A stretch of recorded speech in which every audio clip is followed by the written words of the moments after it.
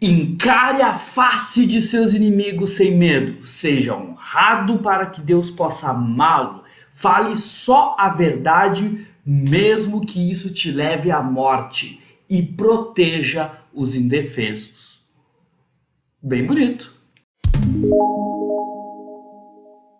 Fala pessoal, tudo bem? Aqui é o professor Thiago. Estou gravando um vídeo para esse canal depois de quase um ano, por diversos motivos, enfim. O principal deles é que eu quero preparar um material de apoio para os meus alunos usar em sala de aula, e também eu acho interessante deixar esse tipo de conteúdo disponível aqui no YouTube para que essas mesmas pessoas ou outras pessoas possam acessar essas informações a qualquer momento. Então é melhor do que ficar mandando coisas individuais. Vamos deixar aqui que vai ficar salvo para sempre ou até o Google existir. E a aula de hoje vai ser sobre as cruzadas, mas não vai ser uma aula muito detalhada, falando especificamente de cada uma das 9 cruzadas oficiais, mais as espontâneas que ocorreram. Não, muito pelo contrário. O objetivo aqui é fazer uma retomada bem generalista sobre alguns pontos importantes que têm relação com esse tema, para fim mais de contextualização ou revisão, certo? Se vocês querem algo mais aprofundado, falando sobre cada uma das expedições, suas características, os embates, tem um monte de vídeo por aí que fala sobre isso. Mas aqui, para a proposta que eu tenho com esse vídeo, e para os fins que eu vou utilizá-lo, é justamente fazer uma explanação mais geral sobre esse tema, só para vocês terem um entendimento do que se trata, do que se tratou esse movimento e em que contexto ele se insere. Então vamos lá, vou tentar ser o máximo sucinto possível e explicar para vocês aí no máximo em 5 minutos. Vamos ver se eu vou conseguir. As cruzadas, de forma bem geral, foram expedições militares que foram organizadas com o objetivo de reconquistar territórios ocupados pelos islâmicos. Na visão católica ocidental daquele período, os territórios ali que faziam parte do antigo Império Romano eram tradicionalmente territórios católicos, então de direito de reinos cristãos católicos. Porém, como vocês já devem saber, se voltarem ali para a própria história ali da Alta Idade Média, a gente teve uma expansão do Islã e a constituição de diversos califados islâmicos, tanto na região do norte da África, quanto na Península Ibérica, quanto aí na região ali dos Balcãs. Então a gente teve uma expansão desses reinos islâmicos. Então as cruzadas tinham como função retomar esses territórios que estavam sob controle dos, entre aspas, infiéis. Convocada pelo papado, o objetivo principal das cruzadas era libertar Jerusalém, que é uma cidade, como vocês já devem saber, sagrada tanto para o Islã, quanto para o cristianismo, quanto para o judaísmo. Então, as 3 religiões monoteístas do mundo, as 3 maiores religiões monoteístas do mundo, veem Jerusalém como um centro sagrado. E isso era muito importante também no contexto medieval, onde diversas peregrinações de cristãos europeus iam até Jerusalém por motivos de fé. Só que quando que os turcos otomanos eles conquistam o território de Jerusalém, esse espaço ele acaba se tornando restrito para os cristãos da Europa Ocidental. E isso acabou levando à própria figura do Papa de convocar expedições militares e convocar, assim, então,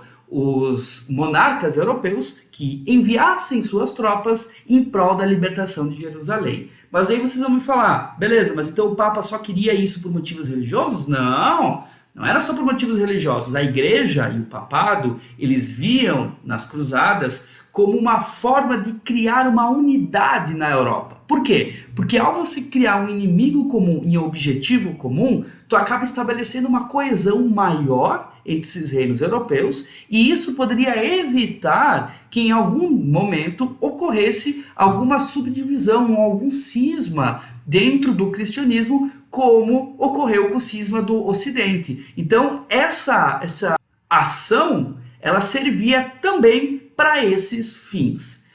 Por parte dos reis, dos nobres em geral, as expedições elas se tornariam uma possibilidade de aumentar a influência desses nobres, principalmente os reis e também os cavaleiros. Os cavaleiros ele eram uma categoria de nobre um pouco mais inferior na hierarquia social. Geralmente era aquele filho que não estava tão próximo assim da linha de sucessão das terras dos senhores. Então o cavaleiro ele vivia muito de torneios e de circular e ganhar vida através do serviço das armas. Então as cruzadas elas podiam ser uma possibilidade de enriquecimento para esses indivíduos. Então todos eles viram com bons olhos a possibilidade de realizar essas grandes expedições em direção às terras ocupadas pelos islâmicos.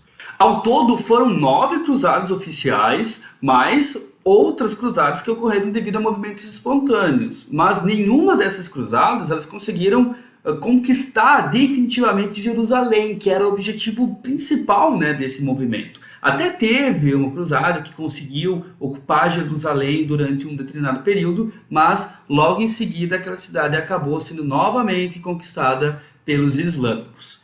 Quando que a gente observa esse fato, aí parece que as cruzadas elas fracassaram em conseguir conquistar Jerusalém e também retomar os territórios que foram anteriormente conquistados pelos islâmicos. Mas a gente não pode olhar para essa conjuntura só com esse lado ali militarista. As cruzadas elas não conseguiram atingir o objetivo inicial, mas elas foram fundamentais para auxiliar na construção da Europa e do mundo mediterrâneo dos séculos seguintes. Quando a gente observa, as cruzadas foram fundamentais para reabrir a navegação do mar Mediterrâneo para as embarcações europeias. E através dessa navegação se tornou mais dinâmico o contato entre o Ocidente e o Oriente.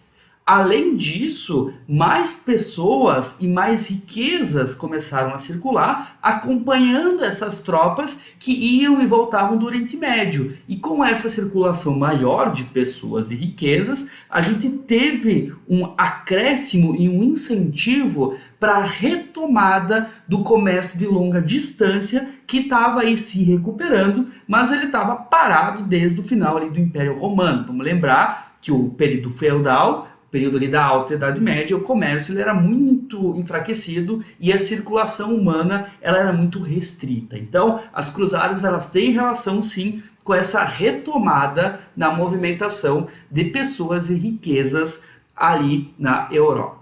Quando que a gente olha as cruzadas, a gente pode relacionar esse fator juntamente com o renascimento comercial urbano e com o aumento agrícola e demográfico como os motores que vão começar a colocar em xeque algumas das estruturas tradicionais do período feudal, o que vai acabar subsequentemente enfraquecendo esse sistema e abrindo caminho para novos modelos econômicos, políticos e sociais que vão caracterizar aí o mundo europeu a partir do século XV.